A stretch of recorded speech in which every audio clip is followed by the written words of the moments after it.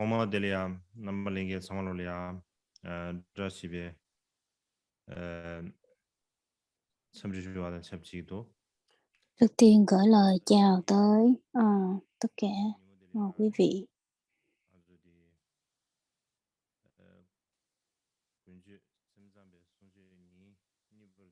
Hôm nay là ngày thứ hai về Pháp hội mùa đông, chủ đề duy thức tam thập tụng.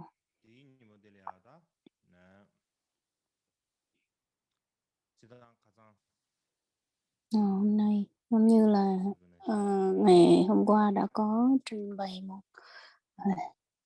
ít về cái tư tưởng của duy thức tông,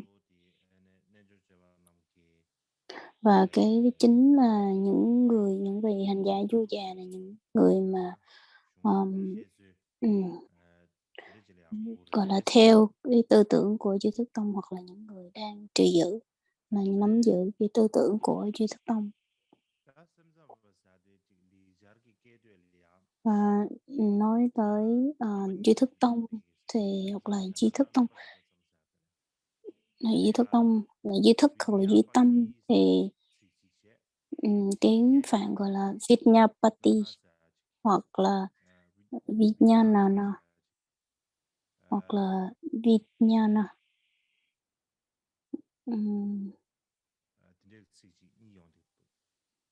Nó có hai từ là Vidyapati hoặc là Vijnana. Nếu như mà mình hiểu sơ lược thì nói rằng là vạn pháp là do tâm, tất cả các pháp là chỉ do tâm mà tạo ra, hoặc là mình có thể hiểu được rằng là từ các cái pháp nó hiện lên tâm một cái cách khác nhau. Và cái chữ mà Vidyapati hoặc là Vijnana, hai từ này thì diễn tả và thể hiện cái hết ở trong những cái bộ luận giải hoặc là thánh điển của duy thức tông. Thỉnh thoảng thì dùng là Vidyapati, hoặc là thỉnh thoảng là dùng Vijnana, nghĩa là duy thức hoặc là duy tâm. Nếu mà nói về chữ duy tâm thì dường như trong tiếng Phạn chia có hai từ dùng khác nhau. Nhưng mà ở đây thì hai từ này nó khác nhau như thế nào thì ở đây mình không có đi sâu vào ngày hôm nay, và có một cơ hội khác mình có thể phân tích sâu hơn. Và nói tóm lại thì là cái chữ mà duy tâm hoặc là duy thức tông, hoặc là duy tâm tông, hoặc là những người mà theo cái tư tưởng duy tâm thì gọi là Vijnavada, là những cái người mà theo cái tư tưởng của duy thức tông, gọi là Vijnavada. Và những cái người mà gọi là trì, những người mà ủng hộ hoặc là những người mà đặc biệt hành trì theo cái tư tưởng và cái truyền thống của duy thức ấy, thì gọi là Yogacara hoặc là hành giả du già. Và trong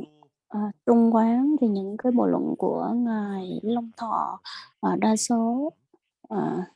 những cái người mà ủng hộ theo cái tư tưởng của tánh không thì gọi là những người theo tánh không. Tiếng Phạn gọi là Sunyatavadin, là những cái người mà theo tư tưởng của tánh không, là như Trung Quán. Thì cũng giống cái cách mà nó giải thích nhau hai cái từ này, thì cái hướng mà giải thích thì nó cũng giống như vậy. Là những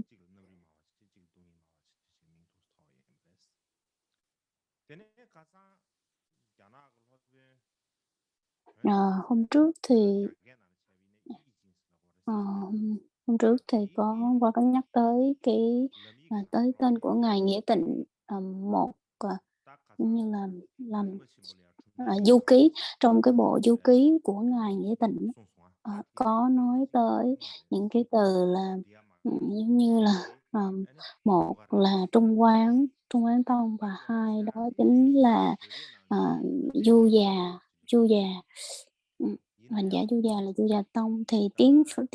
hiểu qua tiếng Tây Tạng thì là Du Già, nhưng mà nó thực ra nó chính là Duy Thức Tông. Và trong cái chữ dùng cái từ ở trong cái quyển du ký của Ngài Nghĩa Tịnh thì dùng chữ yoga không thôi, là Du Già không thôi, chứ không dùng từ là hành giả Du Già. Cho nên là nếu như mà nói từ Du Già không thì nó chưa có đầy đủ hết cái nghĩa của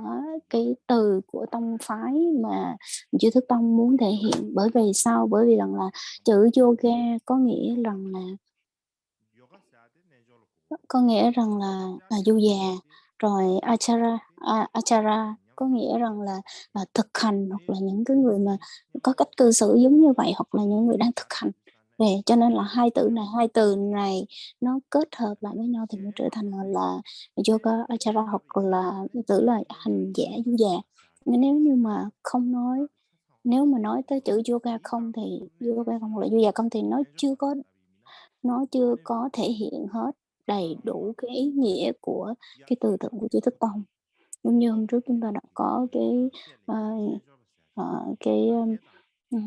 có nhắc tới cái việc rằng là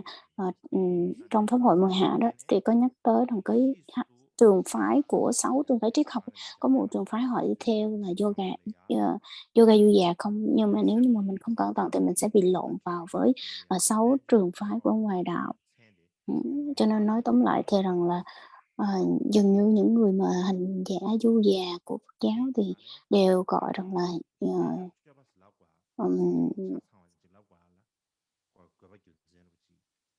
những người mà theo cái Duy Thức Tông thì gọi là hành giả Du Già của Phật giáo. Cho nên khi mà nói tới hành giả Du Già thì dường như người ta sẽ hiểu được rằng là ở đây là hành giả Du Già của Phật giáo. Hoặc là dùng từ là hành giả Du Già Phật giáo. Nếu như mình không nói rõ thì hoặc là mình không biết cách phân biệt thì sẽ rất là khó. Cho nên đa số các cái học giả người Trung Quốc cũng như các vị học giả của Nhật Bản thì người ta phân biệt với cái chữ rằng là hành giả Du Già của Phật giáo, hoặc là Du Già Trí Thức Tông này kia. Một vị học giả người Nhật nói rằng là cái tư tưởng của Duy Thức Tông thì đa số đều được nhắc ở trong kinh Bát Nhã, và được gọi là những người này đều có cái tư tưởng là nắm giữ tư tưởng Duy Thức Tông bên cạnh cái tư tưởng của Trung Quán Tông, cho nên là người ta chấp nhận luôn cả hai cái quan điểm, vừa là cho nên rằng là nó nói rằng là cái tư tưởng của tánh không là một trong những cái tư tưởng mà ủng hộ và làm cái điểm nương tựa của tư tưởng Duy Thức Tông. Đấy, của Ngài bị đứng rồi.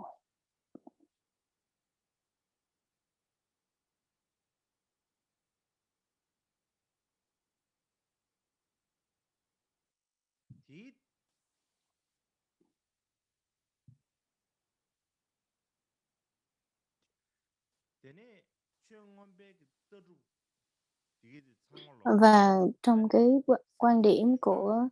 trong những cái thánh điển như A Tỳ Đạt Ma Câu Xá hoặc là A Tỳ Đà thì đều nhắc tới những cái yếu tố, hoặc là những cái cách mà duy thức cái tâm của mình nó hình thành thì nó cũng thiên về cái tư tưởng của duy thức. Mà nói tóm lại thì là trong những cái bộ thánh điển thì đều nói về cái tư tưởng của Duy Thức Tông cũng như Trung Quán Tông đều có nhắc tới. Cho nên nếu như mà nói về nếu như mà nói về cái hệ thống mà kinh điển thì rằng là những cái người mà học giả của Nhật Bản họ nói rằng là dường như là cái tư tưởng Duy Thức Tông là một trong những cái quan điểm mà có cái sự rộng lớn, cái sự phạm vi rất là rộng, cái mức độ nó rất là rộng, cho nên là và rất là khó. Đây là một trường phái triết học dường như rất là à, dường như là nó mang gọi là, phạm vi của nó rất là rộng, cái phạm trù rất là nhiều và rộng. Giống như hôm trước trong pháp hội mùa hạ, có nói tới rằng là bình thường hồi xưa cái thời Ấn Độ cổ đại, các vị mà để người ta lịch sử người ta có thể viết vào, trên, việc lưu lại cái lịch sử thì rất là khó, cho nên là, cũng giống như vậy cho nên người ta mới nói rằng là Ấn Độ nó không có, cái lịch sử, rõ ràng, nhưng mà trước đó ai là người đã xuất hiện, hoặc là những người nào xuất hiện trước và những người nào xuất hiện sau, và cái giáo lý nào nó xuất hiện vào thời, ừm, thời, gian nào, giai đoạn nào, nên là cũng không có rõ lắm đâu. Ví dụ như là cũng có người nói rằng là đây là một một vị, vị tổ sư Long Thọ là một người có thật hay là không có thật, hoặc là anh em ngài vô trước có hay là không, có xuất hiện hay là không, là người có là đã có ra đời hay không. Mà để mà nói rằng là phải chứng minh rằng là cũng có những người họ mới nghi ngờ rằng là không biết là Long Thọ hoặc là, anh em vô trước Thế Thân thì là những người có thật hay là không. Cho nên chính vì những cái lý do đó cho nên là, ờ, cái lịch sử của Ấn Độ đó, cái nhà khoa học hiện đại người ta hoặc là các nhà nghiên cứu hiện đại người ta, cứ, gọi là, phỏng đoán là đưa ra những cái giả thuyết thôi chứ không thể nào mà người ta chắc chắn hoặc là không có cái sự chính xác hoàn toàn. Đặc biệt là, ờ, những cái, ừm, ờ, ừm, những cái lời dạy của Đức Phật là kinh văn của Đức Phật, những cái bản kinh đó xuất hiện vào thời gian nào, được thành lập vào thời gian nào, được ra đời vào thời niên đại nào, dường như cũng rất là khó. Cho nên để nói rằng là những cái tác phẩm của các cái vị luận sư mà nó ra đời vào năm nào, ngày tháng nào thì rất là khó. Và từ ngày này qua từ lâu ngày dần á, thì những cái tác phẩm đó dường như cũng bị mai một và không có biết rõ được rằng là tác giả nó là ai luôn. Ví dụ như có một cái, tác phẩm, mới nói rằng là có những người nói rằng là, một cái bản kinh nào đó mà con nghe không kịp, nói rằng là, có người thì nói rằng là đây là ngài Long Thọ viết, còn có người thì nói rằng là, một vị nào đó, trước tác ra cái bản luận đó, cho nên là mình cũng không có chắc chắn nó là cái,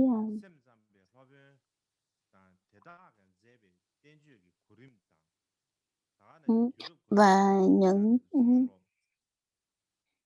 những cái hành giả của Duy Thức Tông và những cái bộ luận, thánh điển của Duy Thức Tông được ra đời vào thời gian nào và những cái tác phẩm này là, của ai thì, ờ, ờ, cũng trình bày sơ lược một chút xíu thôi chứ cũng không có cái tư liệu nào rõ ràng mà để mà xác định và chắc chắn rằng là, ờ, nó là như thế nào. Đặc biệt là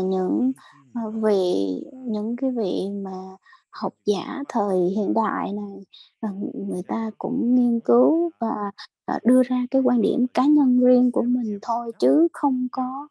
ừm, chứ cũng rất là khó để mà nói rằng là đây là cái sự chắc chắn. Cho nên là mỗi người một ý thì lâu ngày lâu dần là cái ý tưởng của người này nó không hợp với ý tưởng của người khác, cho nên nó trở thành một cái gì đó nó không có hệ thống. Cho nên không thể nào mà xác định được là, chắc chắn luôn là, đây nó là như vậy, hoặc là nó không phải là như vậy, dường như là rất là khó. Cho nên chính bản thân, ờ, Ngài cũng rất là khó để mà nói như vậy. Cho nên rằng là, cho tới bây giờ thì các cái vị, học giả nghiên cứu thì người ta cũng chỉ nói rằng là,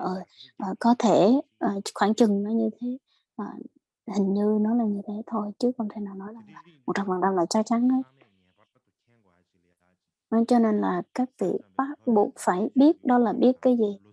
đó chính là những cái học giả về Duy Thức Tông. Rồi các vị còn nhớ gì đến những học giả của Duy Thức Tông và các bộ luận của Duy Thức Tông,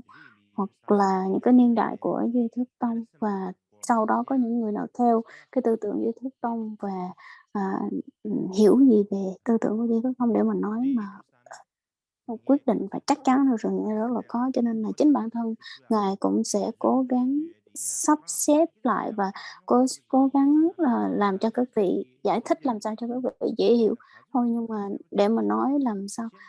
càng cố gắng nói thì nó lại càng rắc rối, và càng muốn sắp xếp lại thì nó lại càng có một số sự, nhầm lẫn, mà dường như nó cũng, ờ, hơi hơi khó sắp xếp.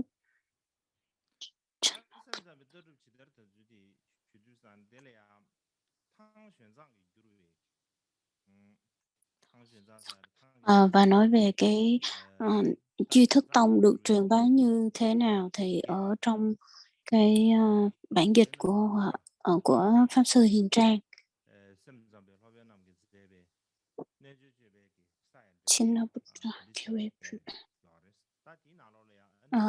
Trong Du Già Sư Địa Luận của Ngài Vô Trước, mà theo bản dịch của Ngài Hiền Trang á, thì cũng, nói rõ về là cái cách thức mà lan truyền, gọi là, được truyền bá của Chữ Thức Tông được truyền bá như thế nào. Thì nói rằng là sau khi mà Đức Phật nhập Niết Bàn thì sự tranh chấp giữa các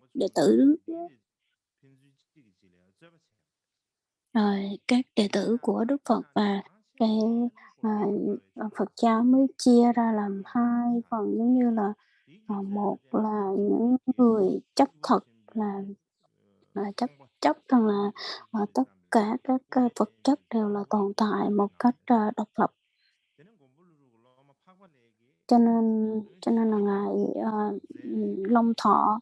trong Thánh điển của Ngài mới nói về Chí Thức Tông, và ý nói rằng là cái sự, không thật có của tất cả các pháp, và đệ tử của Ngài,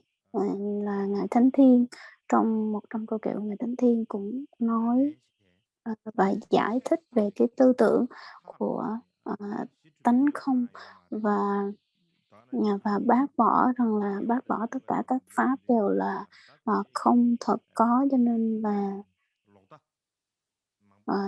bác bỏ tất cả các pháp đều không thật có, và, giải quyết những cái nghi ngờ, chẳng hạn như không có nhân quả, hoặc là, không có nhân quả, rồi không có ngã này kia.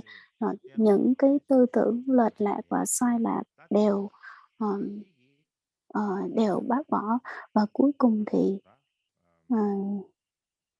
Ngài Vô Trước mới, thỉnh Ngài Di Lặc mới, gọi là, truyền thừa, hoặc là, giảng dạy lại cái tư tưởng, Duy Thức Tông cho những cái hành giả chu dè.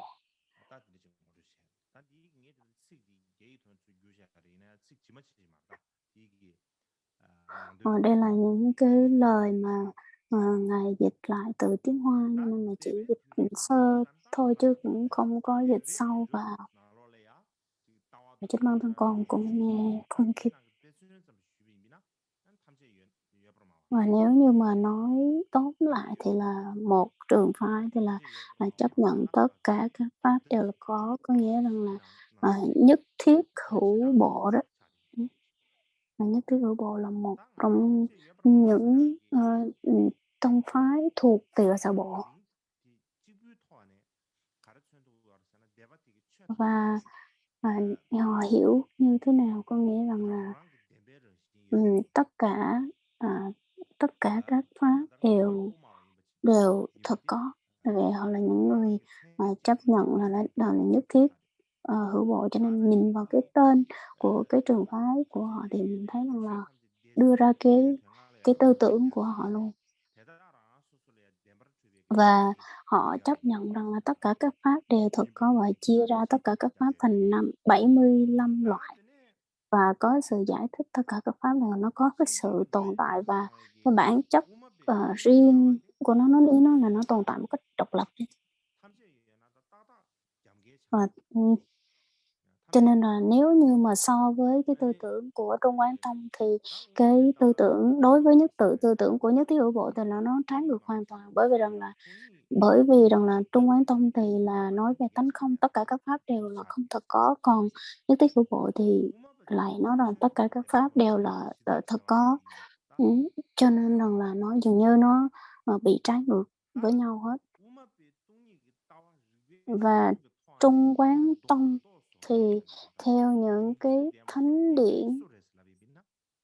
của Trung Quán Tông thì nó được tóm gọn ở trong luận giải của những cái thánh điển của vị nào, đó là trong những cái bộ luận của Ngài Long Thọ. Và Ngài Long Thọ mới nói rằng là tánh không nó là cái gì? Thì trong căn bản Trung Quán Luận thì mới nói rằng là, là tất cả các cái lý luận, gọi là, những cái tư tưởng mà mình, quan niệm sai lầm.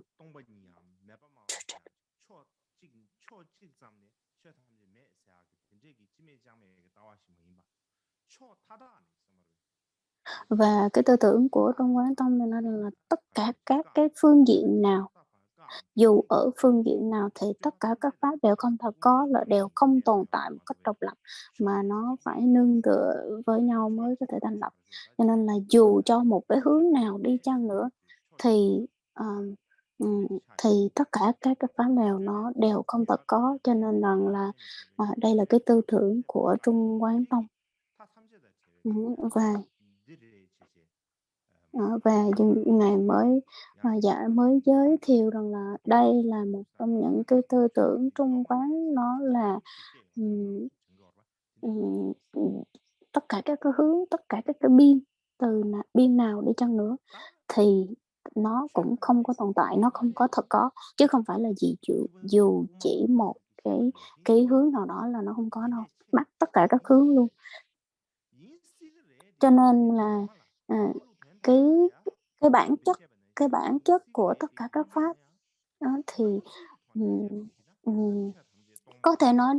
có thể nói rằng là nếu như mà cái bản chất thực của nó thì nó có thể có, nhưng mà đối với cái việc mà khi mà mình nhìn thấy các cái pháp hoặc là các pháp nó hiện lên trong tâm thức của mình thì nó không, dường như là nó không thật có. Cho nên nếu như mà mình không có, quan tâm hoặc là không có cẩn thận về cái tư tưởng của Trung Quán Tông, hoặc là cái tư tưởng của Trung Quán thì dường như mình rất dễ bị rơi vào cái là chấp thường hoặc là chấp đoạn, hoặc là mà chấp không á, mình rơi vào cái chấp không, nên rất là nguy hiểm. Một một thời ở Ấn Độ, có một thời ở Ấn Độ đã xảy ra những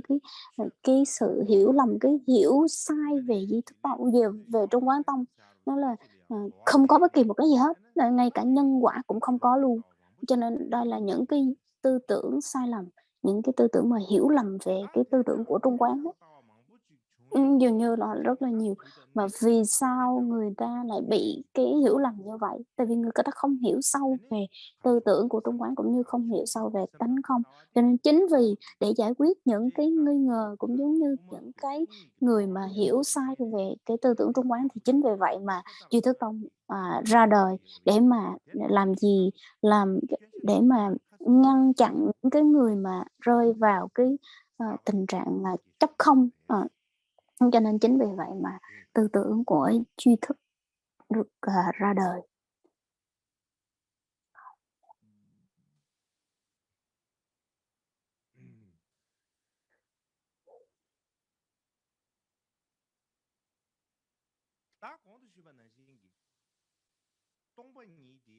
Ờ,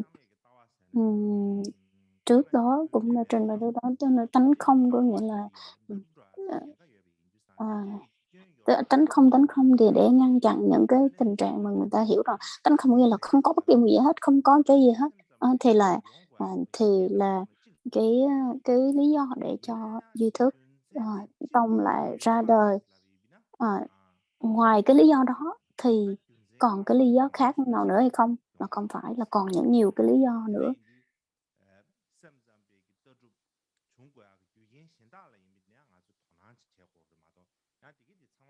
Và đây là cái lý do mà mình hiểu tại sao lại có cái tư tưởng duy thức và làm sao mình phải hiểu được,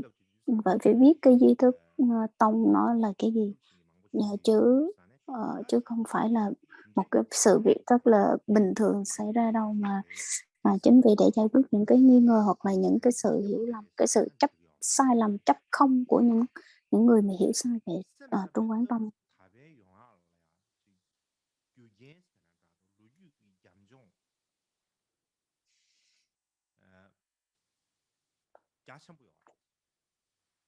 Và nói tới cái tư tưởng của duy thức tông thì cái sự mà những cái kinh thánh điển, được, nhắc tới trong duy thức tông thì rất rất là nhiều, trong cái thánh điển của duy thức rất là nhiều. Và những cái nhân, những cái duyên, những cái lý do, bên cạnh đó những cái lý do đó mà nếu mà nói chung, nói tóm lại thì dường như có 3 cái lý do, 4 lý do, 4 cái lý do quan trọng, để mà hình thành là vì sao cái, Duy Thức Tông lại, được ra đời đó. Cái thứ nhất đó chính là, à, ừm, ừm, và dường như là tất cả những cái tư tưởng của Phật giáo có thiên hướng gọi là, nghiêng về duy thức.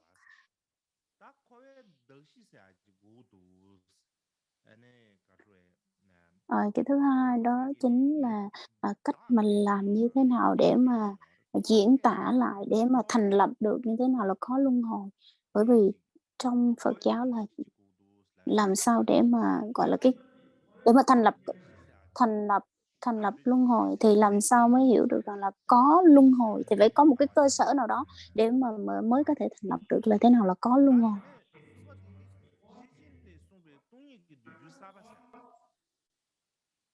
Cái process.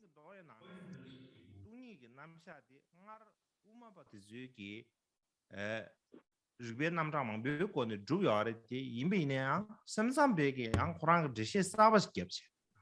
tela de ne ene singi sum da ngo ni me Cái simas thứ ba đó chính là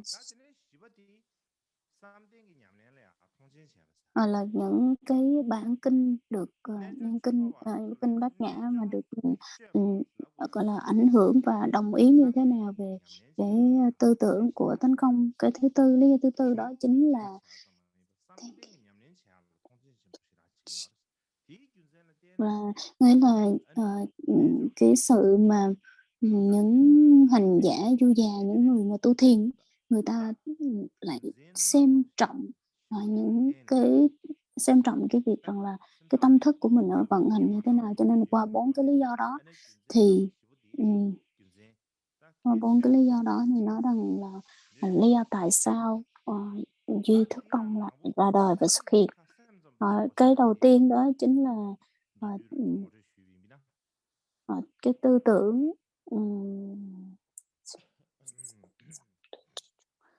tư tưởng cái tư tưởng của con người thiên về, hoặc là tư tưởng Phật giáo thiên về duy thức.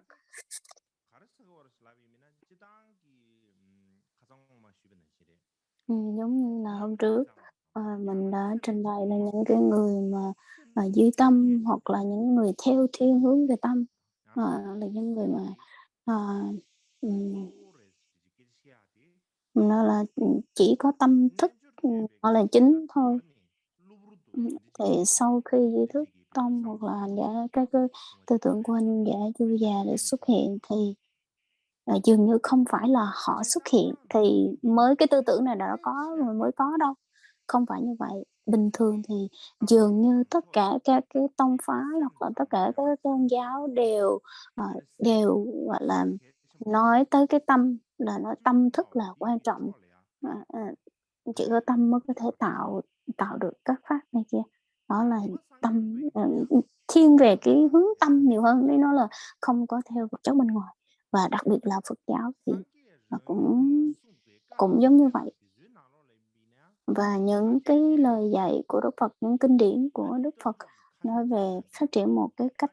thanh tịnh, thuần tịnh thì nghiêng về khi mà nói tới cái cách mà thực hành hoặc là tu tập thì đều nói tới rằng là đây là cái việc của tâm, hoặc là cái dùng cái tâm để mà tu, dùng cái tâm để mà thực hành pháp. Và cái dẫn chứng đó chính là cái gì? Đó là trong Kinh Pháp Cú ấy, trong Kinh Pháp Cú nó rất là rõ. Và Kinh Pháp Cú là một trong những cái bộ kinh mà dường như là mới nhất, gọi là những bộ kinh mà được bộ kinh đầu tiên mà Đức Phật thuyết. Những bộ kinh được là bộ kinh trong cái thời gian đầu mà Đức Phật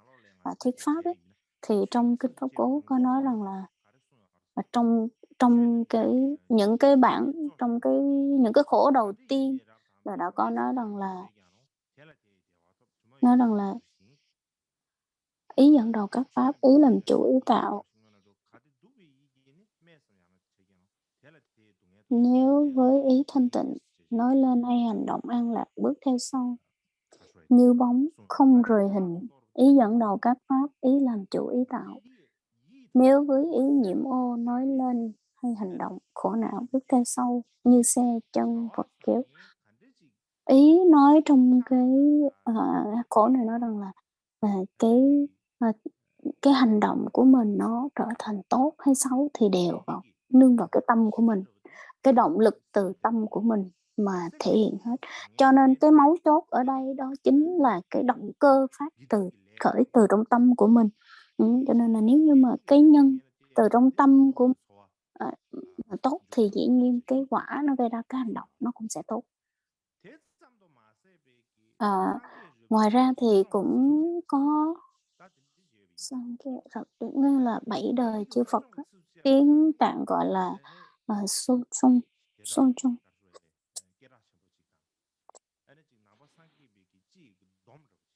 Một kinh tên là Sochung Kitsi Sucheva, giống như là kinh Phạm Võng, có thể là kinh Phạm Võng. Trong này nói rằng là những cái đoạn này rất là quen thuộc, nên là không làm các điều ác, vì làm các điều lành giữ tâm nước trong sạch, là lời cho Phật dạy. Cái đoạn này dường như chúng ta rất là quen thuộc, cho nên rằng là nhìn chung theo cái hướng ở trong những kinh điển của Đức Phật đều nói tới là tất cả đều là do tâm của mình, tâm của mình, và mọi pháp đều là nương nơi cái động cơ từ tâm của mình để mà làm ra. Và dù cho theo cái kinh Sochung hoặc là kinh Pháp Cú thì đều nói tới rằng là cái chính là tâm của mình. Nhưng mà nếu mà để nói rằng là chỉ có tâm thôi, hoặc là tâm là chính, hoặc là những người theo duy thức tâm, hoặc là những người theo duy thức, hoặc là những người duy tâm, thì dường như nó có hai cái nghĩa để mà mình hiểu những cái từ này. Cái thứ nhất đó chính là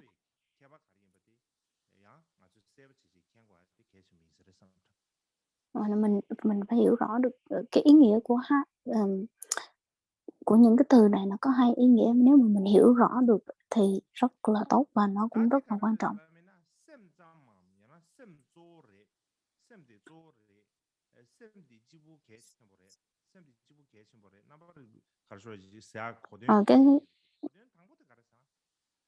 Cái nghĩa thứ nhất đó chính là những cái việc lành tốt, cái việc làm tốt mình làm, hoặc những cái việc tội mình tạo, hoặc là những cái an vui hoặc là cái đau khổ, thì đều là những cái hiện tướng của tâm, và là nó đều theo cái động cơ từ tâm của mình mà phát khởi ra.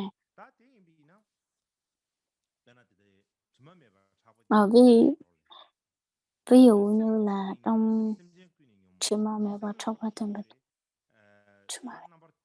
là kinh Duy Ma Cật Sở Thuyết, thì nói rằng là nếu mà tâm nhiễm ô thì chúng sanh ấy cũng nhiễm ô, mà nếu như mà tâm thanh tịnh thì chúng sanh ấy cũng thanh tịnh. Cho nên rằng là nếu mà nói rằng là mà nếu mình nói tới cái duy tâm duy thức đó, thì cái hiểu của cái nghĩa đầu tiên. Hai nghĩa thì nghĩa đầu tiên đó chính là tất cả mọi cái mà mình nhận được từ những cái việc làm, hoặc là tội lỗi, hoặc là cái sự an vui, hoặc là cái đau khổ, đều do từ tâm của mình, đều do từ cái động cơ tâm của mình phát khởi, tốt hay xấu, mà nó được thành lập.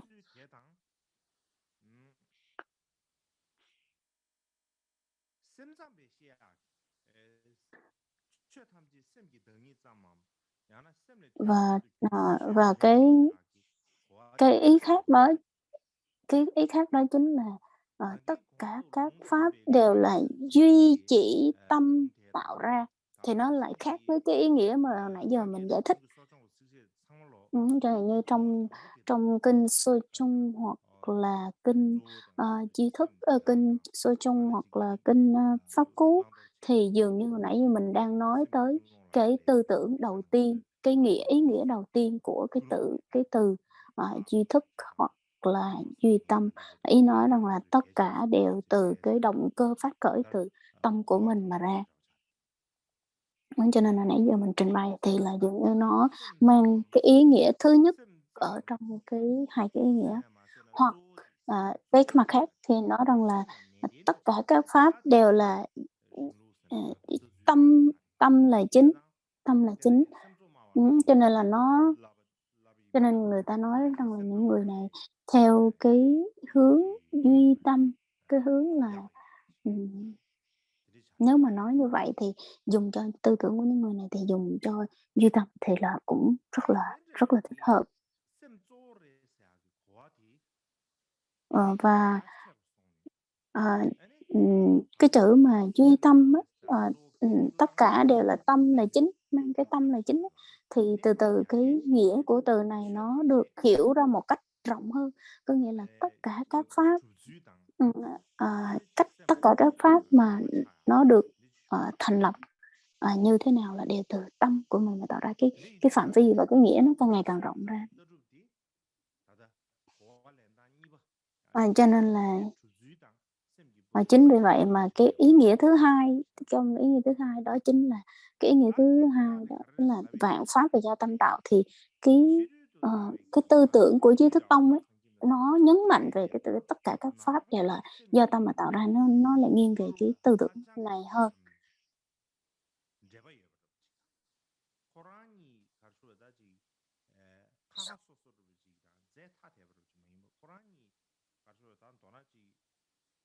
Cho nên chính vì vậy mà mình thấy giữa cái mối liên hệ giữa Duy Thức Tông và Trung Quán Tông dường như là hai cái này nương lẫn nhau, nương tựa lẫn nhau. Không phải em nói rằng là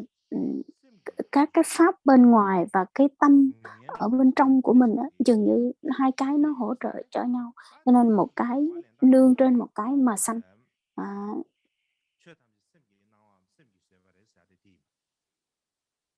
Cho nên là chính vì vậy mà cái Duy Thức Tông họ mới nói rằng là tất cả các pháp đều từ tâm mà tạo ra. Và trong kinh Hoa Nghiêm, kinh Hoa Nghiêm và kinh Thập Địa đều nói rõ, và trong này có hai cái đoạn, đó chính là hai cái đoạn kinh như trong kinh Hoa Nghiêm và một là trong kinh Thập Địa, nói rõ về cái ý nghĩa thứ hai trong cái từ duy thức ấy. Duy thức ấy đó chính là nhấn mạnh về cái ý nghĩa thứ hai nha. Đó chính là trong kinh Hoa Nghiêm kinh Hoa Nghiêm thì cái khổ này nó cũng giống như trong kinh Pháp Cú và kinh từ trong kinh Thập Địa. Thì hai cái dẫn chứng từ trong kinh này thì nó làm cái gọi là cái bức tường, giống như là cái chỗ dựa cho cái tư tưởng của Duy Thức Tông. Và cái ý ở trong kinh này nó là tâm như họa sĩ, tâm tạo ra các uẩn, và tất cả các pháp ở thế gian này đều do tâm gọi là tạo ra. Và trong kinh Thập Địa thì nó nói rằng là như như tất cả pháp giới đều là do tâm mà tạo ra, nên ngay cả thập nhị nhân duyên hoặc là Như Lai Tạng, tất cả cái gì mà chúng ta đang nói đây đều là từ do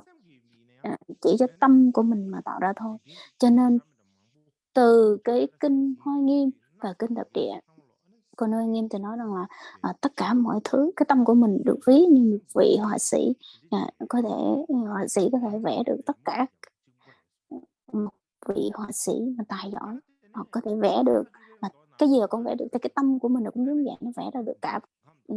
các thế giới lần.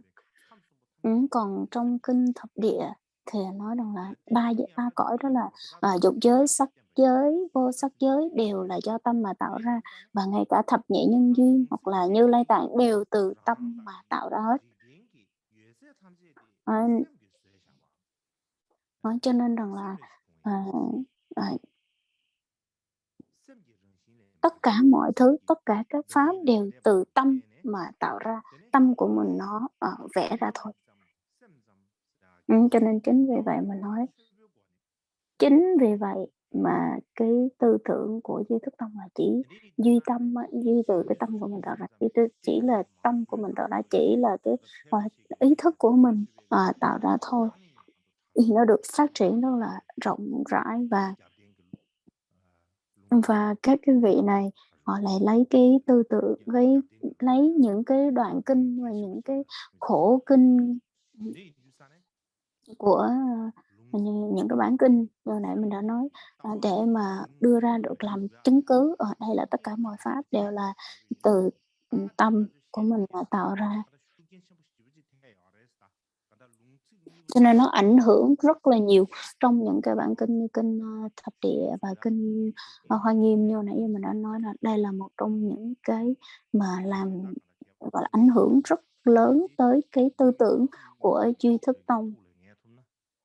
Nếu như mà hai cái đoạn kinh này nếu mà mình hiểu rõ hoặc là mình nhớ thì tốt biết mấy. Hai cái đoạn kinh trong kinh Hoa Nghiêm đó chính là tâm như họa sĩ, tâm tạo ra các uẩn, tất cả pháp giới thế gian đều do tâm khéo vẽ. Kinh Thập Địa đó chính là như pháp giới ba cõi đều do tâm tạo. Ngay cả thập nhị nhân duyên, Như Lai Tạng, tất cả những gì chúng ta nói đều do duy chỉ do tâm mà tạo ra.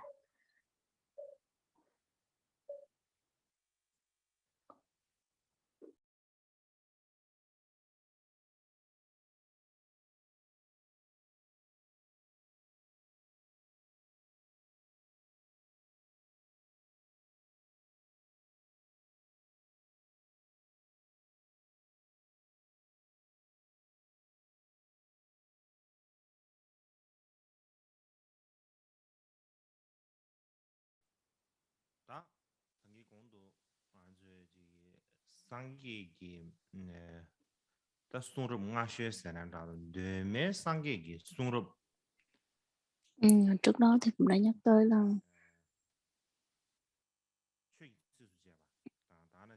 những cái bản kinh đầu tiên, những bản kinh trong cái thời gian đầu mà Đức Phật thuyết pháp, đó chính là trong đó có kinh Pháp Cú. Thì trong kinh này nhấn mạnh từ cái việc rằng là cái tâm đó là rất là quan trọng, và dường như cái tâm nó là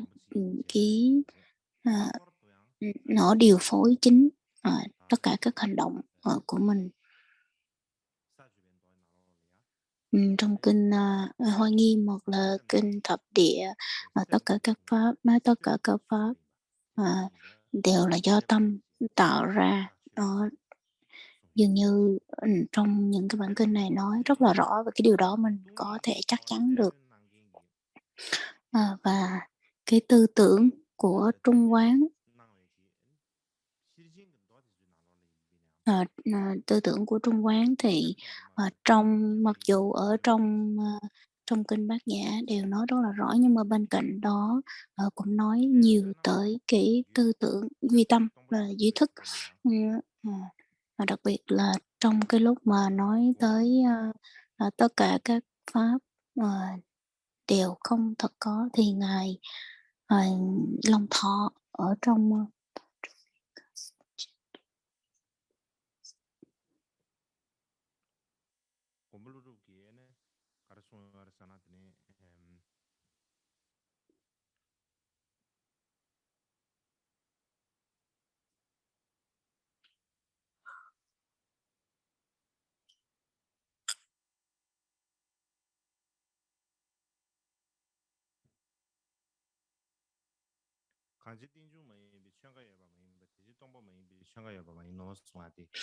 Trong căn bản Trung Quán Luận của Ngài Long Thọ có nói rằng là tất cả các pháp đều do duyên sinh, cho nên nói đó là không cũng chỉ là giả danh, và đó chính là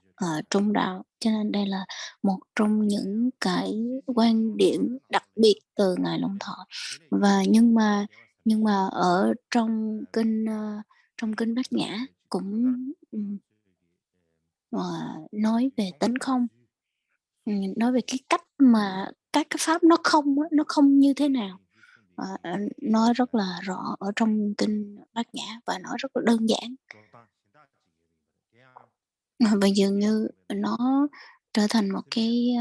cách nói khác hơn, cách giảng dạy khác hơn trong kinh Bát Nhã, Bát Thiên Tụng, nói rằng là khi ta nói chúng sanh là chúng sanh nhưng không thấy bất kỳ chúng sanh nào, vì lý do là đặt cho nó một cái tên, và những cái pháp mà được đặt tên đó thì chỉ đặt tên và chỉ làm cho nó có một cái dấu hiệu, và chỉ gán đặt cái tên đó thôi, chứ hoàn toàn nó không có sinh và cũng không có diệt. Và ý nói rằng là ý đây nói là tất cả các pháp đều cái cảnh ở bên ngoài cho tới cảnh ở trong nó đều không có, nó đều không thật khó là nó đều không thành lập một cách tự nó đều không tồn tại một cách độc lập. Cho nên nếu mình đứng ở phương diện của Duy Tông mà mình nói ra những cái vấn đề này, mình giải thích những cái điều này thì rất là chính xác. Và trong những cái bộ kinh chính, bộ Đại Bát Nhã thì nói rất là rõ và rất là nhiều về cái tư tưởng của duy thức, mình đều có thể là phân tích được hết. Và nói tới cái tư tưởng của tánh không, và nói tới cái thứ tự của tánh không nó như thế nào, và cái tư tưởng này nó rõ ràng như thế nào, thì đều nhấn mạnh từ trong những cái tác phẩm, trong những cái bộ luận của Ngài Long Thọ. Bình thường thì Ngài Long Thọ gọi là cái tác phẩm mà nổi tiếng nhất của Ngài đó chính là căn bản Trung Quán Luận. Và trong này dường như không có đề cập bất kỳ một cái tư tưởng gì về một cái ý gì về Duy Thức Tông hết. Nhưng ngoài ra cái bộ luận này ra thì những cái bộ luận khác thì đều nhấn mạnh, cũng đều nhắc tới Duy Thức. Cũng bên cạnh đó cũng có bên cạnh đó có một cái bộ luận của Ngài Long Thọ là chẳng hạn như Đại Thừa Nhị Thập Tụng nè, từ Nhị Thập Tụng rồi Lục Thập Chánh Lý Luận, và dường như những cái bộ luận này đều có trong tiếng Tây Tạng hết. Nguyên Đại Thừa Nhị Thập Tụng thì nói cái gì? Nói rằng là tất cả các pháp đều từ tâm mà tạo ra, và mọi cái hành động của mình đều là huyễn hóa thôi.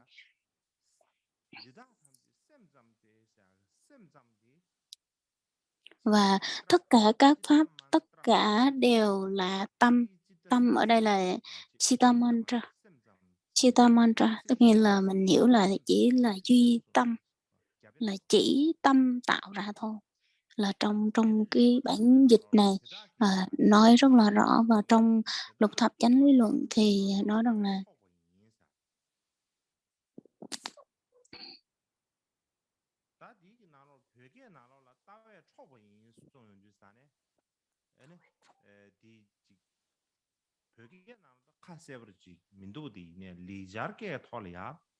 và trong cái bản mà Lục Thập Chánh Lý Luận thì ý nói rằng là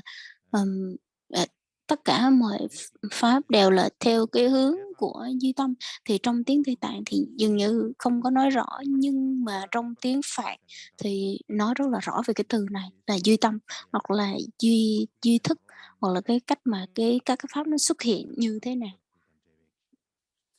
Và dường như đây là một trong những cái minh chứng cho cái điều mà Ngài Long Thọ à, vẫn nói về, duy thức, là cái tư tưởng của duy thức tông. Ngài nói, rất là rõ, giống như những cái bản kinh hoặc những cái tư liệu mà hồi nãy giờ mình có nhắc tới. Và nói tóm lại thì ý nói rằng là trước khi mà có duy thức tông thì, ờ, thì cái tư tưởng mà duy tâm hoặc là tư tưởng mà duy thức hoặc là cái tư tưởng mà toàn bộ, ờ, ờ, trước khi mà triết học, duy thức tông đã xuất hiện thì những cái tư tưởng này nó đã tồn tại rồi, nó đã có rồi.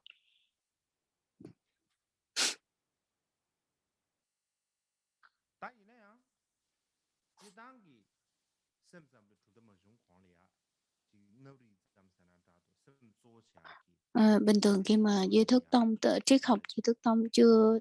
chưa chưa chưa có thì cái, tư tưởng duy tâm, à, và cái thiên hướng con người mình thiên về tâm thì, nó đã có rồi. Nhưng mà khi mà, duy thức tông là tư tưởng triết lý của duy thức tông xuất hiện, thì nó là một cái dấu ấn riêng của, Phật giáo, và là một trong những cái, minh chứng cho cái thời quá khứ nó đã xuất hiện và nó đã tồn tại như thế nào, và cái giáo lý cũng cũng như nó phát triển cùng với, giáo lý của, ở Trung Quán Tông nó phát triển như thế nào. Dường như là đây là hai cái nhánh là Trung Quán Tông và Duy Thức Tông nó, dường như rất là quan trọng và dường như nó cần phải được, tiếp tục, duy trì. Và bên cạnh đó thì, ờ, các cái bộ luận cũng giải thích rõ và giải thích thêm từ cái tư tưởng duy thức tông xuất hiện thì, giải thích thêm rằng là, giữa cái tâm của mình và cái cảnh nó có cái mối liên hệ như thế nào, và cái tâm của mình và cái A La Gia thức nó có cái mối liên hệ như thế nào và nó được như thế nào. Thì trước khi mà cái duy thức triết lý của duy thức tông xuất hiện thì nó dường như cái bức tranh của duy thức nó không có được toàn diện như, sau này. Và đây là một cái lý do đầu tiên là mình đã, ờ, vừa vừa học xong.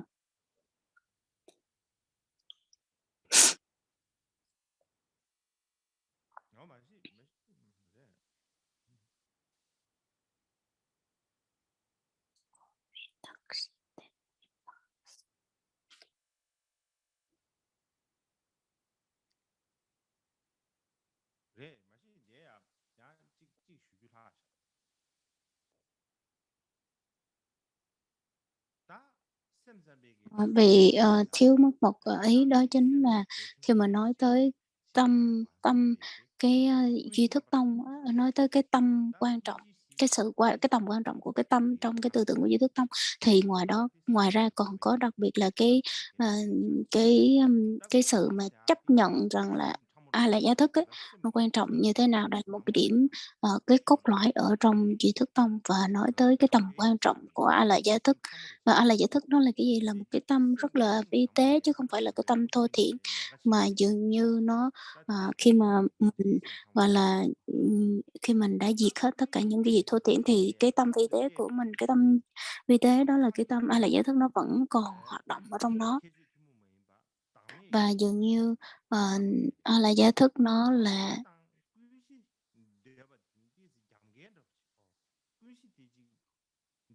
ừm, và những cái người mà, chấp nhận có ngã đó, dường như là cái việc mà chấp nhận cái A là giả thức, có A là giả thức nó là một cái cơ sở để mà ủng hộ cho cái tư tưởng của họ, nên họ thấy là như vậy.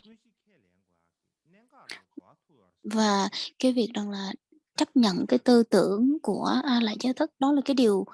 cái mình gặp nhau ở cái điểm nào? Đó chính là, ờm, trong cái cơ sở như là tam pháp ấn hoặc là tứ pháp ấn. Tam pháp ấn và tứ pháp ấn thì nó cũng không có khác nhau, mà cái điều mà thông thường thì người ta sẽ hiểu là tứ pháp ấn hơn, và cái pháp ấn thứ tư đó chính là cái pháp ấn thứ ba, đó chính là tất cả các pháp đều là không và vô ngã. Thì chữ mà vô ngã đó dường như nó là cái cơ sở cũng như là cái cốt lõi ở trong cái tư tưởng của A Lại Gia Thức, của Duy Thức Tông.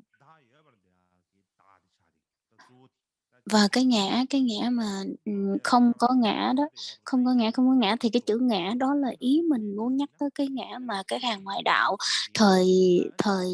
thời Ấn Độ thời xưa ấy, người ta chấp nhận, đó chính là cái ngã đó chính là một cái ngã thường tồn, độc lập và duy nhất. Đấy, đó là chấp nhận cái ngã như vậy. Cho nên là nương vào cái ngã mà họ nói như một cái ngã như vậy thì Phật giáo mới bác bỏ là không có một cái ngã như vậy. Cho nên rằng là cái vô ngã mà trong Phật giáo nói thì là nói tới cái ngã mà gọi là cơ sở, cái ngã căn bản, cái ngã mà mấu chốt đó chính là cái gì? Đó chính là một cái ngã thường tồn, độc lập và duy nhất. Thì khi mà nói tới cái ngã này, đó là cái ngã mà căn bản thôi, chứ còn kia nếu mà phân tích sâu vào thì nó vẫn còn những cái tư tưởng và nói về cái ngã nó còn vi tế hơn nữa. Nhưng mà cái căn bản thì là nó một cái ngã trường tồn, độc lập và duy nhất.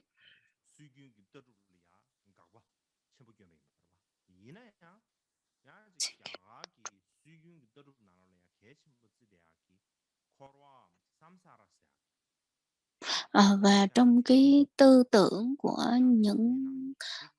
người của các cái trường phái triết học ngoại đạo đấy, thì nói tới luân hồi và niết bàn. Thì những cái mà luân hồi và niết bàn đó thì Phật giáo vẫn chấp nhận. Cho nên rằng là cái tư tưởng của đạo Phật thì một mặt là cái sự chấp nhận cái tư tưởng luân hồi và niết bàn của ngoại đạo, một mặt thì không chấp nhận cái tư tưởng có ngã của ngoại đạo. Cho nên rằng là những cái người mà đi hàng đệ tử của Phật mới thấy rằng là một mặt thì là một mặt là có luân hồi, có niết bàn, nhưng mà một mặt là vô ngã, cho nên là nó bị rắc rối, nhưng nó không có, nó bị mâu thuẫn nhau, và người ta khởi lên những cái nghi ngờ chính. Đó chính là cái gì? Là một cái, nếu như mà không có một cái ngã, không có một cái ngã, vậy thì luân hồi và niết bàn, luân hồi từ một phút này qua phút kia, từ cái dòng tương tục của nó không thay đổi, thì ai là người trụ vào trong cái luân hồi và cái niết bàn? Nếu như mà không có ngã thì từ kiếp này qua kiếp sau thì ai là người tái sanh? Này, bởi vì không có ngã mà. Cho nên rằng là một mặt nói là vô ngã, mà mặt khác thì nói rằng là có luân hồi, có niết bàn, thì ai là cái người gọi là bị luân hồi ở trong cái vòng luân hồi đó? Thì hãy nêu ra cái nhân vật hoặc là cái hữu tình mà bị luân hồi ở trong đó, thì ai là người luân hồi? Cho nên là chắc có lẽ là thời xưa đã hỏi, gọi là thỉnh vấn Đức Phật rất là nhiều về cái việc rằng là ai là bị luân hồi và niết bàn á. Thì Đức Phật trả lời, chắc lẽ là đã thỉnh vấn Đức Phật rất là nhiều. Đức Phật mới trả lời rằng là nghiệp nó sẽ không bị gián đoạn, nghiệp lực ấy, thì không bị gián đoạn, luôn luôn liên tục. Thì có nghĩa rằng là đây là cái câu trả lời về nhân và quả, là mình hành động, mình hành động, và những cái sự việc mà nó xảy ra trong tương lai của mình đều nương vào cái hoàn cảnh hiện tại của mình khi mà mình hành động như thế nào. Cho nên rằng là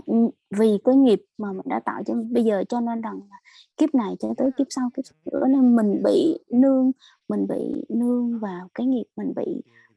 mình bị chi phối bởi cái nghiệp lực. Cho nên rằng là nó là như vậy. Sau khi mà Đức Phật nhập niết bàn thì những cái người mà theo tư tưởng của A Tỳ Đạt Ma đó, Abhidhamma,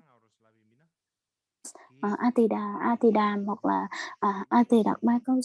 Câu Xá, theo những cái tư tưởng như vậy thì họ mới nói rằng là nếu như những cái người mà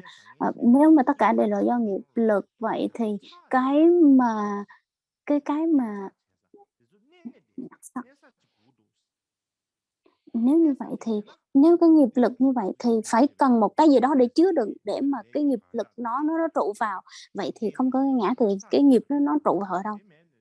Cho nên rằng là các vị này mới nói rằng là nếu như mà không có cái ngã thì không có con người, không có ngã, vậy thì cái nghiệp này nó trụ vào chỗ nào? Và để người ta mới hỏi rằng là vậy thì cái nghiệp này nó trụ ở chỗ nào? Giống như cái máy tính của mình, mình, mình bỏ rất là nhiều thứ trong đó, chẳng hạn như các cái tư liệu rồi hình ảnh này kia mình ở trong đó, mình bỏ vào trong đó thì mình lưu giữ là tại đây. Thì cái điện thoại, máy tính nó bắt buộc nó phải có cái chỗ để nó lưu giữ thì nó mới có thể lưu giữ được. Cho nên nếu mà nó không có cái chỗ để mà nó lưu giữ thì nó đâu có thể nào ở trong này được. Đấy, thì đối với con người mình cũng vậy. Đấy, đối với con người mình cũng vậy. Nếu như mà cái máy tính hoặc là cái máy tính của mình nó không có đủ cái ghi hoặc là đủ cái chỗ chứa được thì mình bỏ nhiều hình hoặc là nhiều tư liệu vào thì nó sẽ không chứa hết. Cho nên nếu mình nó không chứa hết thì mình cần phải có cái sự, gọi là, cái không gian nó lớn hơn hoặc này kia. Nếu như mà tùy theo cái sự lưu trữ đó, nó lớn thì mình có sẽ chứa được nhiều, mà nó nhỏ thì mình có sẽ chứa được ít, thì cũng như vậy. Đối với cái nghiệp lực của cái đời này, kiếp này, mình tạo những cái nghiệp lực như thế nào thì cần phải có, tạo cái nghiệp lực thì mình cần phải có cái giống như có cái cơ sở để mà nó trụ lại, để nó ở và nó không có bị, gọi là, không có bị diệt đi. Thì chắc bắt buộc mình phải có cái chỗ để mình chứa đựng, chẳng hạn như cái pháp khí chẳng hạn, phải có cái sự chứa đựng. Thì những cái người mà theo tư tưởng của, A Tỳ Đạt Ma Câu Số Luận hoặc là A Tỳ Đàm đấy, thì người ta nói rằng là đây chính là cái chỗ chứa đựng, đó chính là luân hồi và niết bàn. Luân hồi đó, họ nói cái chỗ mà chứa đựng đó là chính là cái luân hồi. Giống như hôm qua mình đã phân tích rằng là sau khi mà Đức Phật nhập niết bàn khoảng 100 năm thì tăng đoàn được chia là làm hai, một đó chính là thượng tọa bộ và đại chúng bộ. Thì trong đó là đại chúng bộ,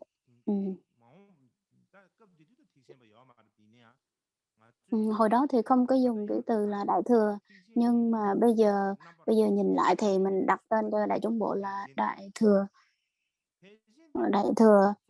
Cho nên là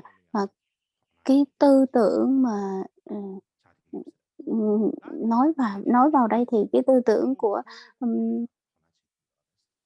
thượng tọa bộ đó, các vị này họ đặc biệt quan tâm tới cái sự giải thoát giác ngộ, cho nên là nói tới cái luân hồi, cái mà để giải thích về cái ý nghĩa của luân hồi nó như thế nào, rồi luân hồi đó là cái cơ sở để mà mình chứa đựng hết tất cả những cái hành động, thì họ lại giải thích rộng hơn. Đó, là cái cơ sở, luân hồi là cái cơ sở để mà chứa đựng. Đó nó chính là cái pháp mà mình không thể nào mà mình chưa chứng trực tiếp được.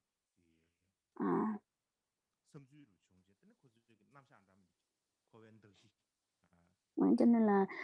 qua đó thì các vị họ có sự giải thích rất là nhiều và giải thích khác nhau giữa luân hồi và đặt ra những cái tên khác nhau về luân hồi. Trong đó thì nhất thiết hữu bộ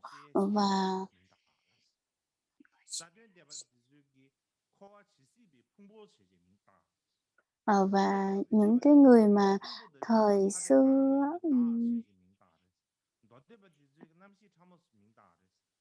ở trong này người đang nhắc tới là tùy theo, giống như là trong 4 cái tông phái thì người ta dùng như thế nào diễn tả, dùng những cái ngôn từ gì để mà diễn tả về luân hồi á. Nói tóm lại thì rằng là cái cái cái luân hồi đó là cái cơ sở để mà chứa đựng, giống như là cái nơi để mà chứa đựng những cái nghiệp lực. Ừm.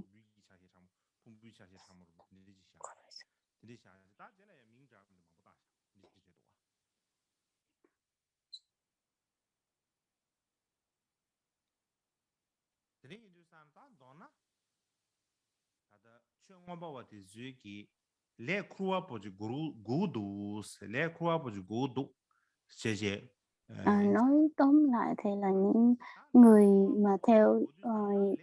A Tỳ Đạt Ma, đấy thì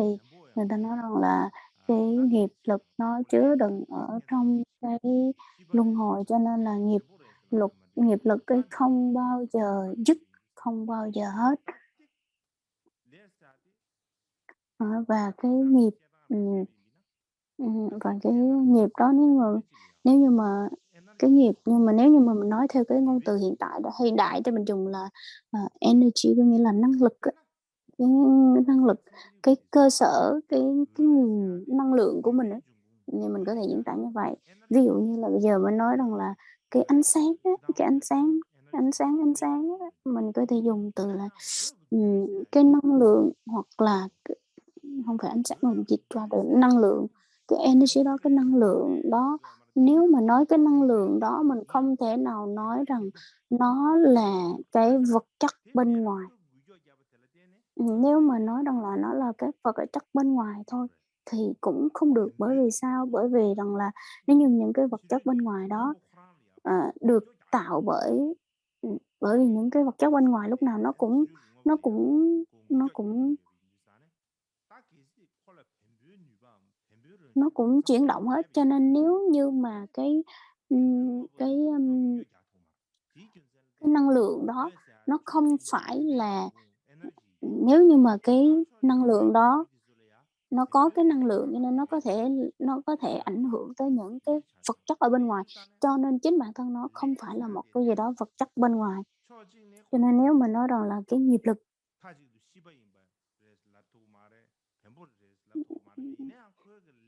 mình cũng không thể nào nói rằng đó chính là một cái gì đó vật chất bên ngoài, mình không thể nào nói được. Nhưng mà nó có quyền, giống như nó tạo cái áp lực hoặc là nó có thể chi phối hết tất cả mọi pháp luôn. Cho nên đó là cái nghiệp. Cho nên nếu mình nói chữ nghiệp nó rất là, ờ, nó rất là kỳ, nó rất là kỳ lạ, kỳ cục ấy. Bởi vì rằng là nó rất khó để mà giải thích. Ờ, và nói tới cái nghiệp thì ngoài 6 cái thức ra thì cho nên họ mới nói rằng là cái Duy Thức Tông ấy, họ mới nói rằng là ngoài 6 cái thức rồi bắt buộc phải còn một cái thức gì đó nó ra khỏi ngoài cái 6 cái thức đó nữa, một cái vi tế nào đó nữa, để mà cái nơi để mà chứa đựng tất cả mọi cái hành động nghiệp lực của mình, đó chính là A La Gia Thức. Cho nên chính vì vậy mà Duy Thức Tông mới gọi là, chấp nhận cái tư tưởng là đồng ý là tại sao lại có A Lại Giải Thức. Mà A Lại Gia Thức thì ở đây mình sẽ không nói rõ về là thế nào gọi là A Lại Gia Thức.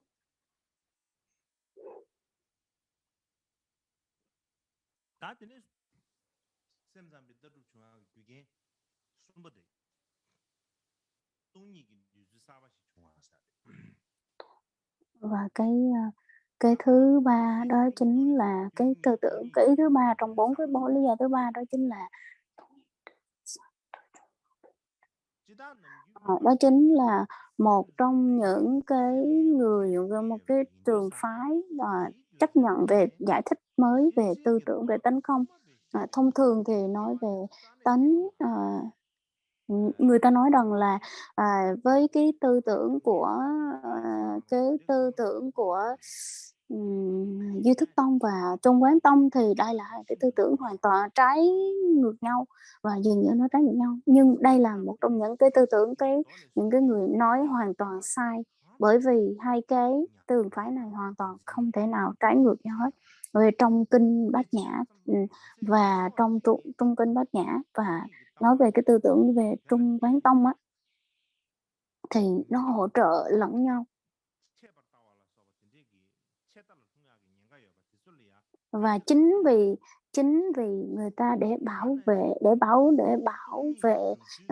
những cái người mà hiểu sai về cái thế nào là tư tưởng tánh không, là họ bị chấp không đó, là cái gì cũng không, không, không hết á. Thì cái tư tưởng của duy thức ấy, thì nó lại bảo vệ họ, đấy, không có bị rơi vào cái tư tưởng của chấp không.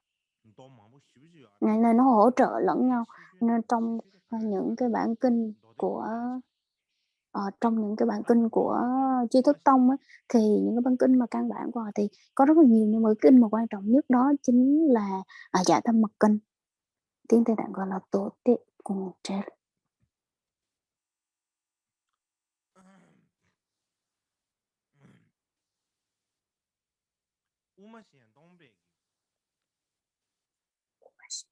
Là Trung Quán Tha Tông.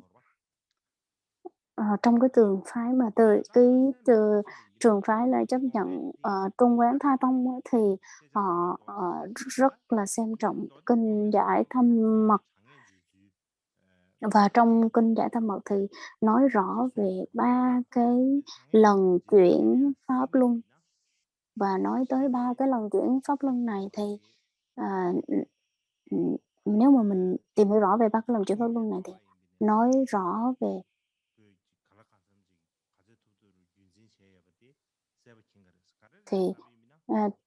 nếu mà mình tìm hiểu rõ về 3 cái lần chuyển pháp luân này thì mình hiểu rõ về cái tư tưởng của Trung Quán như thế nào luôn.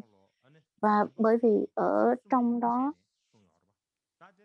đó người ta phân tích rằng là tất cả những cái bộ kinh Đại Thừa mà Đức Phật nói ra để được phân chia ra làm 3, đó chính là tùy theo 3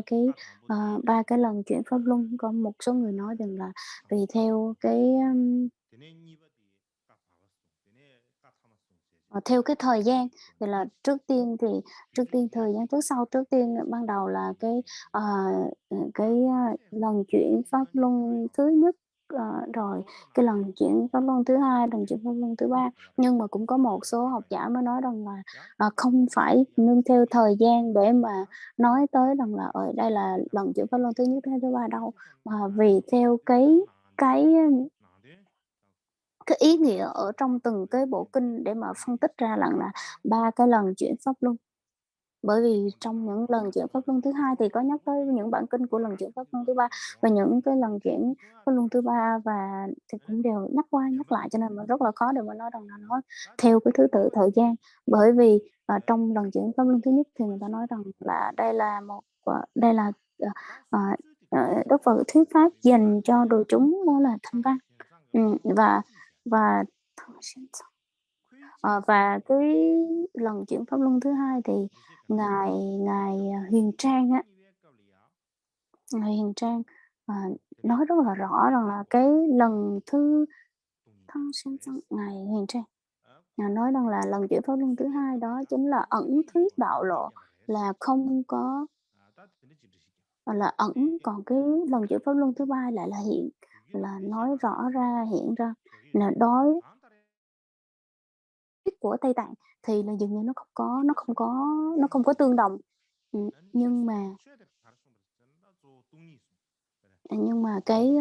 lần chuyển pháp luân thứ hai đó theo cái lần chuyển pháp luân thứ hai thì nói về tánh không, nói tất cả các pháp đều không sinh không diệt. Và cái lần chuyển pháp luân thứ ba đó chính là gọi là lập là tất cả các pháp đều không sanh không diệt, nhưng mà lại là phân tích rõ ra cái nào là nếu như mà theo đứng trên tư tưởng của Duy Thức Tông thì là lần chuyển pháp luân thứ nhất và thứ hai đó chính là không phải là kinh liễu nghĩa, không nhất thiết là kinh liễu nghĩa. Nên ngoài cái lần chuyển pháp luân thứ hai và lần chuyển pháp luân thứ ba đều nói tới tam tướng, như là 3 cái bản chất của 3 pháp. Nói tất cả các pháp đều là không sanh không diệt luôn ở cái trạng thái là tự tánh của nó vốn không. Dường như 2 lần chuyển pháp luân thứ 2 và thứ 3 đều nhắc tới những cái từ như thế này, nhưng mà cái sự khác nhau đó chính là mặc dù theo luận luận tạng thì nói rằng là cả 2 cái lần chuyển pháp luân thứ 2 và thứ 3 đều là nói về tánh không, nhưng mà cái lần thứ 2 đó chính là ừm, lần thứ 2 đó chính là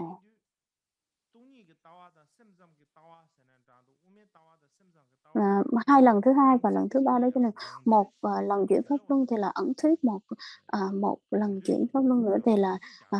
hiển lộ ra một cái ẩn và một cái hiện. Nhưng mà cái chủ đề của gọi là cái chủ đề của 2 cái lần chuyển pháp luân thứ 2 và thứ 3 dường như hoàn toàn không có khác nhau. Và cái điều mà để phân tích ra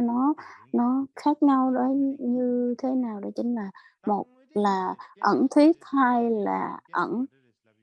Và nó ẩn như thế nào và nó hiện như thế nào thì mình không có phân tích rõ ở đây, mình có thể mà nói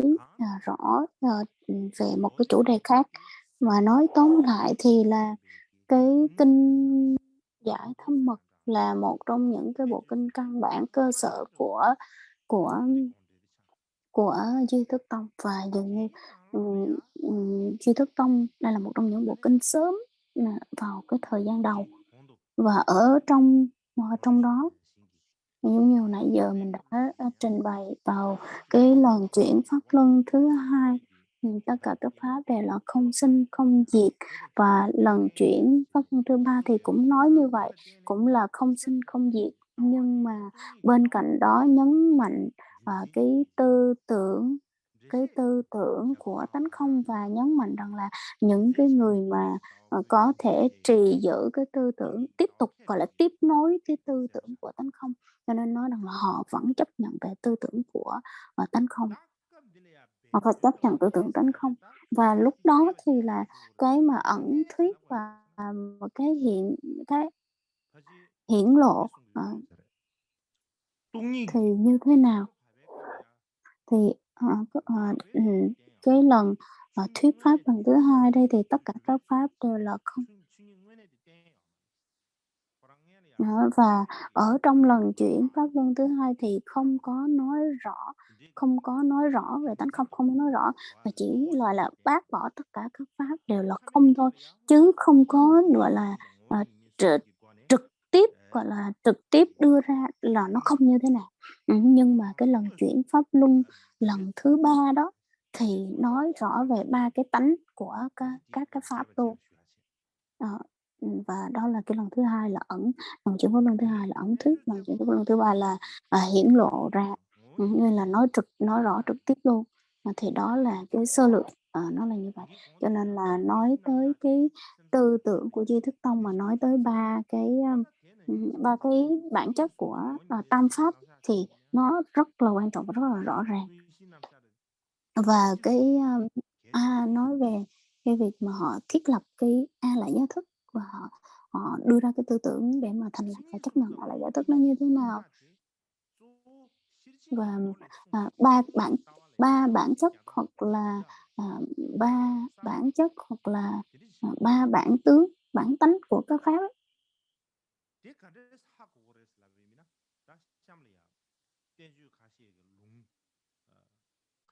Ừm,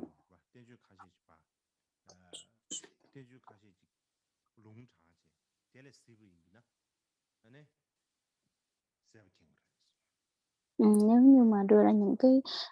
cái quan điểm hoặc là cái luận cứ rõ ràng hơn thì các vị sẽ dễ dàng hiểu hơn. Và đó là kinh trong kinh Đại Bát Nhã, Ngài đang trích một cái đoạn trong kinh Đại Bát Nhã. Nó dài lắm, trong cái đoạn này dài lắm, nhưng mà mình không có nói nhiều. Và trong cái đoạn này thì ý nói rằng là ngài ngài ngài Thế Thân, ngài Thế Thân á, ngài Thế Thân mới nói trong là Đại thừa Nhiếp Nhiếp Đại Thừa Luận, trong Nhiếp Đại Thừa Luận và trong A Tỳ Đạt Ma Tập Luận của Ngài Vô Trước, và nói rõ các cái cách mà các cái pháp nó là bản chất của ba pháp ấy. Tam tánh gọi là nói chung là ba cái pháp. Mà trong những cái bản kinh có nghĩa là kinh không phải kinh, trong luận 400 bài kệ, luận giải 400 bài kệ.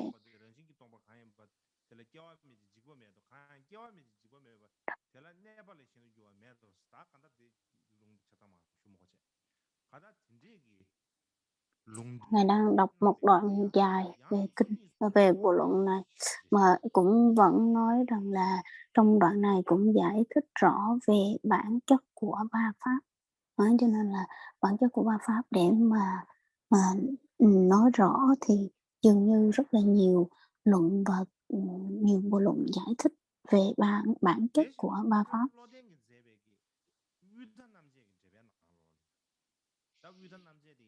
Uttanamji.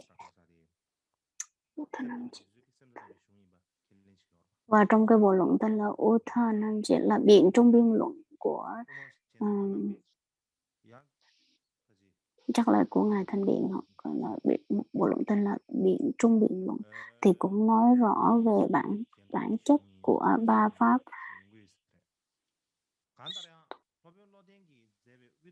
Và Ngài An Huệ Uttanamji là biện trung biên luận của Ngài An Huệ.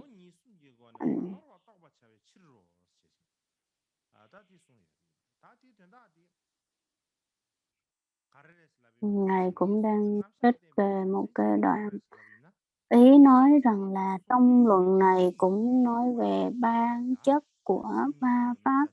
và chính vì phân tích bản chất của ba pháp này cho nên mới nói về tánh không, cho nên nói về bản chất của ba pháp. Và ngoài cái bản chất của ba pháp này, nương vào cái bản chất của ba pháp này mà giải thích về tánh không, hoặc là giải thích về cái ý nghĩa của những cái bộ kinh Bát Nhã, hoặc là ngài vô trước có ngài vô trước viết một bộ luận tiếng Tây Tạng tên là Dorichu Kỳ Trè Ba. Cái này thì có trong tiếng Hoa nhưng mà không biết là tên gì. Tiếng Tạng tên gọi là Dorichu Kỳ Trè Ba. Một số người thì nói rằng là đây là ngài vô trước trước tác, còn một số người thì nói rằng là đây là ngài Thế Thân trước tác, cho nên mình cũng không biết rõ là ai. Và ở trong luận này cũng nói rằng là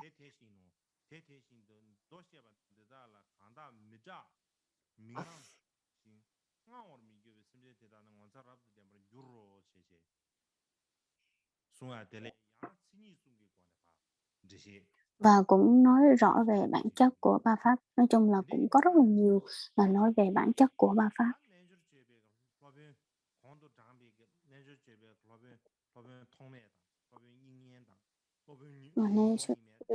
Và nói rõ ra thì dường như là những cái hành giả du già đó thì đều nói tới những ngài là ngài vô trước, rồi ngài Thế Thân, ngài An Huệ, vân vân. Và nhưng mà các ngài này vẫn ngoài giải thích về ba cái bản chất của ba pháp, hoặc là trì giữ cái tư tưởng của Duy Thức Tông, thì các vị này đều giải thích về tánh không rất là rõ.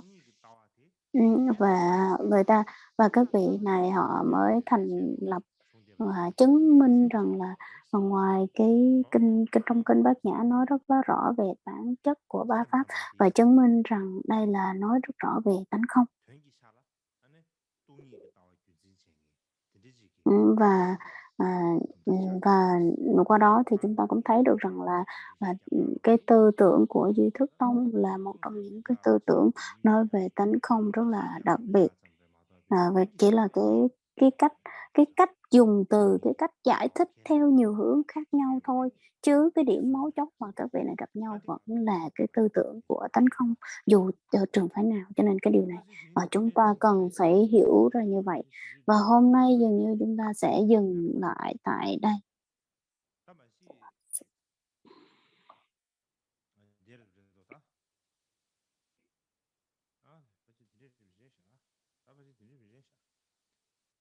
Có thể là hôm nay cũng không có gì nói thêm. Ngày mai chúng ta sẽ nghỉ một buổi và ngày mốt sẽ bắt đầu tiếp tục. Nên các vị để ý. Và hôm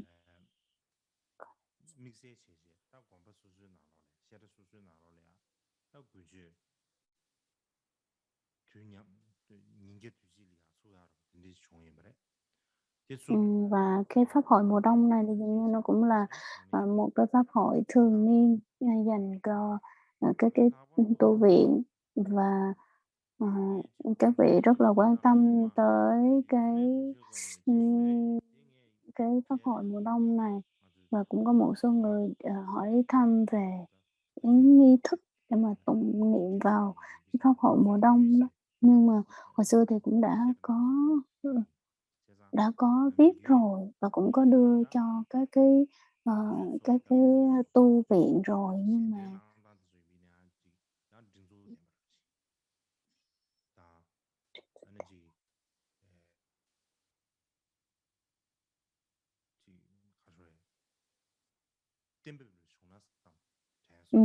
cho nên là chính vào như vậy thì các vị có thể dùng cái bản mà Ngài đã soạn ra, thì các vị có thể dùng chung và tạo thành một cái bản tụng phổ thông thì nó sẽ rất là tốt. Và hồi xưa chúng ta đã có đưa ra đã phát hành những quyển sách rồi, những sách trì tụng rồi, nhưng mà nó dường như nó chưa có cái bản để mà mình thực hành hàng ngày. Cho nên là trong tương lai thì tôi sẽ biên soạn lại và gửi cho các vị. Nếu như mà trong tương lai các vị có thể tiếp tục gọi là trì tụng thì những cái bản như thế này thì rất là tốt, và có thể nếu mà trong tương lai mình có thể tập trung lại tổ chức pháp hội thì có thể cùng nhau đọc tụng cũng được, cũng rất là tốt.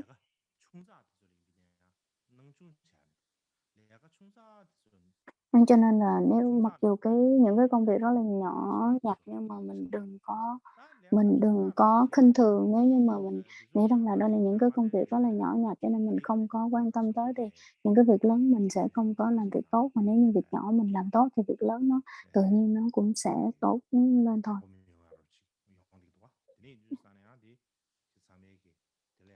Cho nên là các vị hy vọng là các vị gọi là lưu ý tới những cái vấn đề như thế này và chúng ta sẽ hồi hướng.